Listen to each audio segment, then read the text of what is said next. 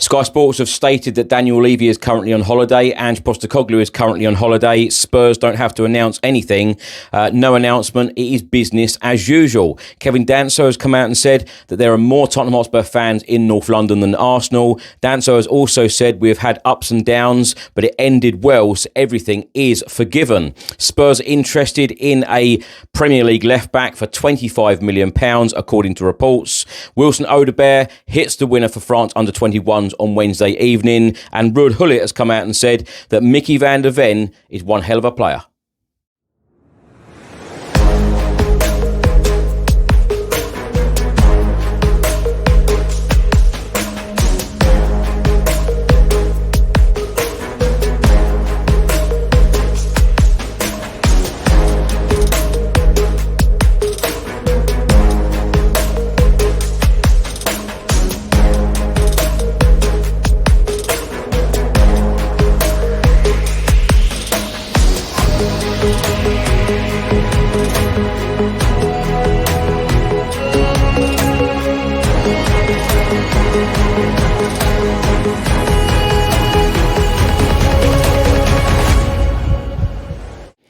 Hi everyone, hope you're well. Chris Cowlin here. This is another episode of Tottenham News where I'll be going through all of the latest Spurs news, rumours and reports. If you're watching on YouTube, please do that subscribe button, like, share and comment below. And if you're listening to this on an audio platform, please do that follow button and leave a review if you can. So let's start by talking about Tottenham Hotspur defender Kevin Danso, and he has been talking about winning the Europa League. He said it was incredible. I hadn't even realised it on the pitch. I slid down on my knees to the fans. I didn't realise it straight away. Right after the game, it was like a dream. It wasn't until 2 days later that I truly realised I was a European Cup winner. If you're not in London yourself, you don't really realise what a fan base we have from outside. You think there are more Arsenal fans in North London, but in my opinion, there are more Tottenham fans. It was definitely the craziest season of my career with many ups and downs, but it ended well, so everything is forgotten. When you join a top club, there is always competition, but I'm up for the challenge. It is the only league where every team has top players. There isn't a single easy game there. Sky Sports have just stated that Ange Postecoglou's future at Tottenham is expected to be resolved this week. Postecoglou's future is still under threat, despite him leading Spurs to Europa League glory last season, ending a 17-year trophy drought. But European success came alongside the club's worst ever Premier League campaign, which featured 22 defeats, and that has meant that there has been uncertainty over whether the Australian will get a third season in North London. As of yet, there has been no clarity over his position as head coach, but a decision is highly likely this week when Chairman Daniel Levy returns from holiday. Sky Sports have also stated at the moment Ange Postecoglou is on holiday in Greece with his family. If Spurs decide that they are going to stick with him, they don't have to announce anything. He is their manager. What are they going to say? Either there's going to be an announcement he's leaving, or it is business as usual. Football.London have also reported on the Ange Postecoglou situation. They are stating that Ange Postecoglou and his coaching staff remain in limbo, not knowing whether winning the club's first European title in 41 years is enough to save them from Daniel Levy's regularly swinging axe. The transfer window is open and other teams are making moves and completing signings, yet Tottenham's technical director Johan Langer can only plan for every eventuality while watching the club's rival act. There is no major international tournament to distract them from the market, and Spurs have the opportunity to capitalise on others' financial fair play fears with Champions League football as a big lure. Football.London have also stated that Daniel Levy's decision will surely come soon. They have also stated that staff inside the club have no idea what the future holds. They know that change is coming across various departments, but nobody knows to what degree and whether Postecoglou will remain as the face of what is now a silverware winning club again. Netherlands legend Ruud Gullit has been talking about Tottenham Hotspur star Micky van der Ven, and he said every time he sees him play, he sees himself. He said the first time I saw him, I recognised myself because I always played defender. He always goes forward. He's very fast. I think he's a very good footballer, but I didn't expect him to go so fast. He is very fast, big, strong, so he already has all of the ingredients to become very good. Now, on Wednesday, Tottenham Hotspur Football Club announced that Rhys Elliott-Paris has signed his first professional contract with the club. A hard-working centre-forward, Rhys 17, first joined our academy in the under-9s and has just completed his first season as a full-time footballer. He's featured in the majority of our under-18s games this season, while also helping us lift the under-17 Premier League Cup scoring in the final against Charlton back in April. He also stepped up to make 3 appearances for our under-21 earlier in the season. A report has just been published by Caught Offside, and they are stating that Manchester United have joined the race to sign £25 million. Chelsea and Tottenham target Howard Best in the Premier League. In his position, Brighton left-back Pervis Estupiñán is generating significant interest after what has been an impressive season for the 27-year-old at the Amex Stadium. Wilson Odobert struck a late winner for France under-21s to beat Uzbekistan in a friendly on Wednesday evening, entering the fray alongside Matisse Tel in the second half. Wilson was inches wide with a one-on-one chance before finding the net on 78 minutes. This time, Matisse Tel began the move that led to Wilson Odobert being teed up on the edge of the box, and he clinically found the corner. France begin their under-21 championship campaign against Portugal in Slovakia on the 11th of June. Now, my thoughts on everything in this episode. Now, I have said this in previous episodes, but I'm going to repeat it again because Sky Sports have said exactly what I said a couple of days ago. Ange Postecoglou has a 4-year contract at Spurs, and we are 2 years in, and Spurs don't actually have to come out and say anything. Business as usual. If there is no announcement from Daniel Levy about sacking Ange Postecoglou, there is a lot of media hype around this story right now. I think you all know my opinion. I think that Ange Postecoglou should be given the chance. I think he deserves the chance to be managing Spurs for a 3rd season. There are a lot of reports out at the moment. It was a very slow news day on Wednesday, even with speculation, but most of the stories are about Ange Postecoglou's future, and the other stories are about Heung-min Son possibly leaving the football club.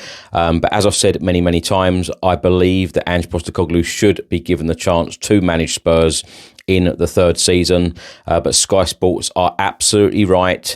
If there is no announcement, that it is business as usual. And as Ange Postecoglou said in his post-match press conference after winning the Europa League, if he doesn't hear anything, he'll just return to Tottenham and carry on as per normal.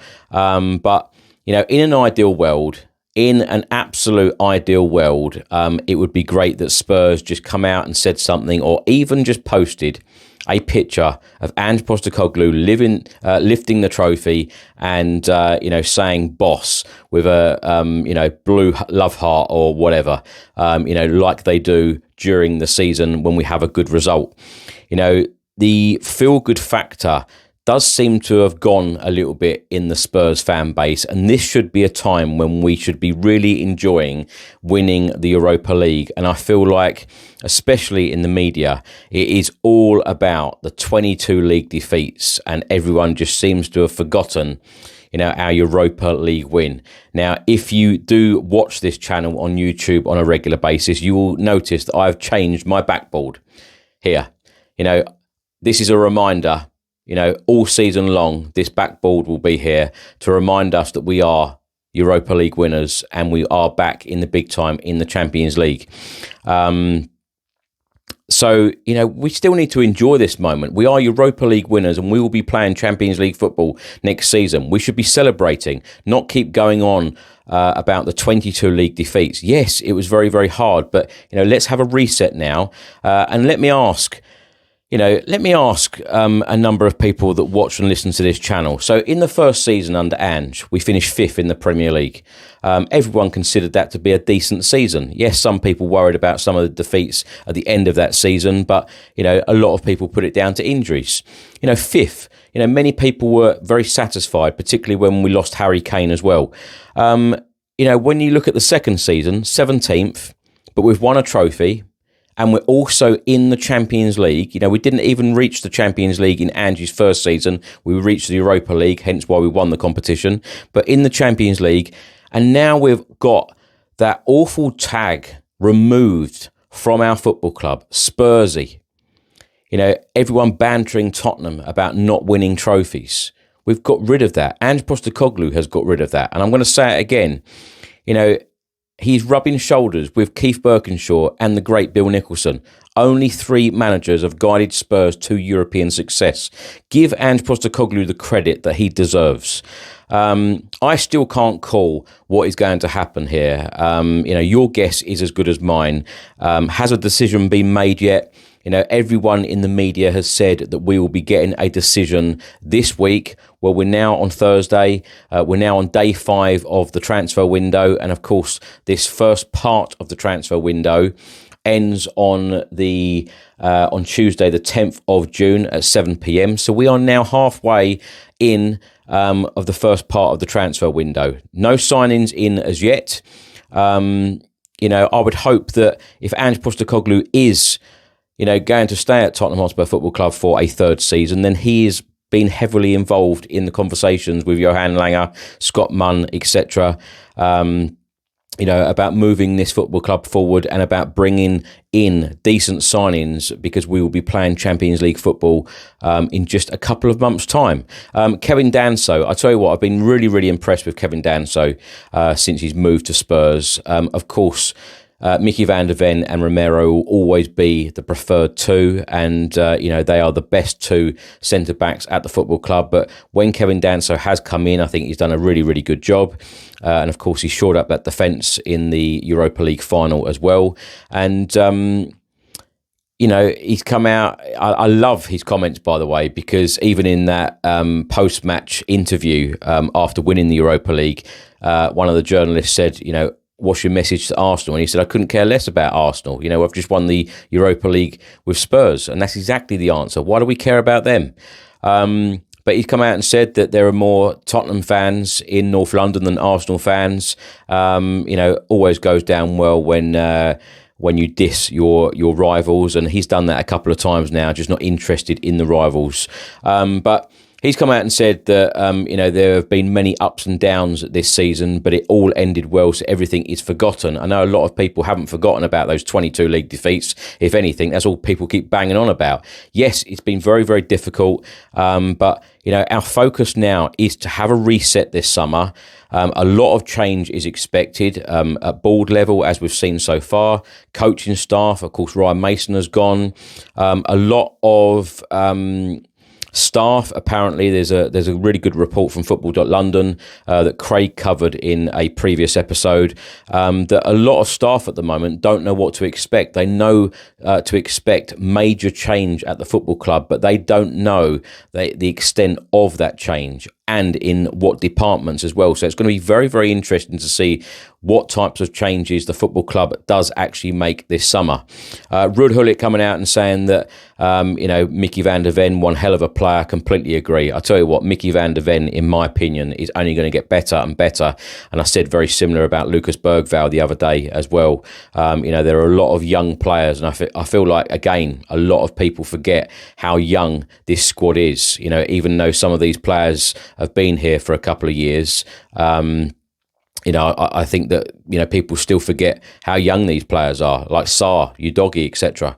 But Micky van der Ven, and I also think a lot of people forget that he only actually played a handful of games for Wolfsburg before signing for us.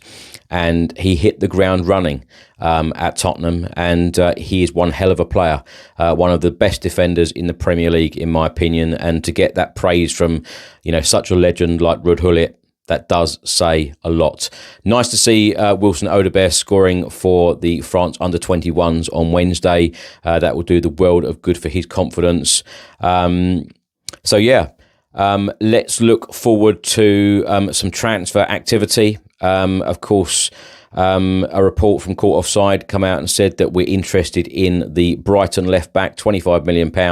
I'm a big fan of his, actually. I thought he'd done extremely well last season at Brighton, particularly when he's played against Spurs. I thought he's done very, very well. But it'd be interesting to see what targets that we do have in mind. Not a lot of concrete stories at the moment in terms of transfers, but there is a long way to go. A couple of months of the transfer window saga to come up, so it'll be interesting to see what business and deals that Spurs do get done. But as I said before, we have a lot to do in this window because we are back in the big time, back in the Champions League. Thanks for watching and thanks for listening. I hope you enjoyed it. If you're watching on YouTube, please hit that subscribe button, like, share and comment below. And if you listen to this on an audio platform, please hit that follow button and leave a review if you can. Enjoy the rest of your week. I'll see you on the next one. Come on, you Spurs.